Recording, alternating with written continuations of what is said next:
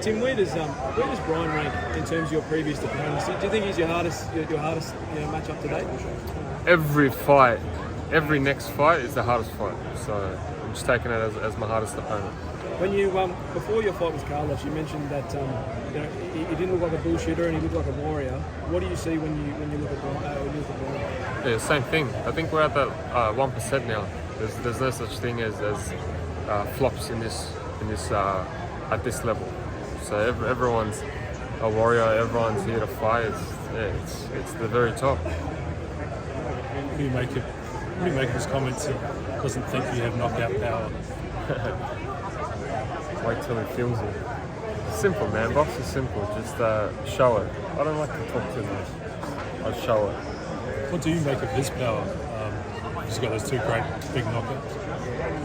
What about the rest of his career? Like, people talk about the last two.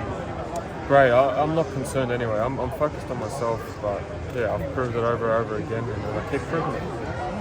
There's been a lot of talk, Tim, about the role that he's on. Can you tell us about how you're feeling? The role that you're on. It seems like... Yeah, they're talking about his 2-fight win streak. What about my 23-fight win streak? 24, man. This is number 24. One of my favourite numbers. Kobe Bryant. The number.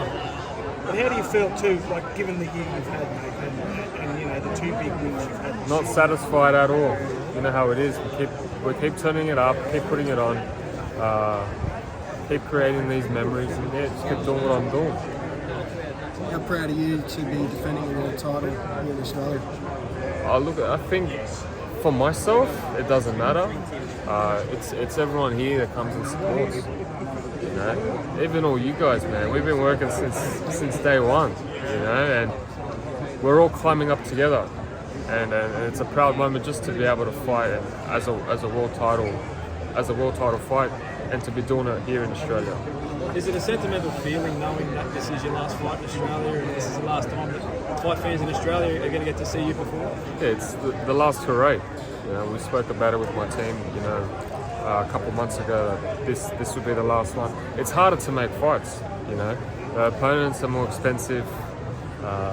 Everything rises up. So I completely understand. And for me, I need to chase my dream. And I've always wanted it. You know, COVID stopped me at one stage to go overseas, but once I came back, after the Minnesota fight, came back here and started feeling the love from the people.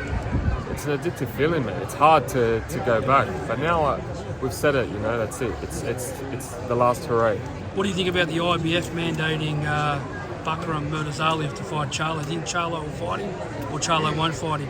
I don't think it makes sense, in my opinion. Could be a payout again. Charlo went from 10 million US, and that fight definitely doesn't generate as much revenue. But he spoke about going back to 54 with the sanctioning bodies. He's got to do that for it. He has to. Yeah, it has to. He's in a tough position, you know, and that's the thing about being undisputed is there's a lot of different titles that you got to defend and mandate.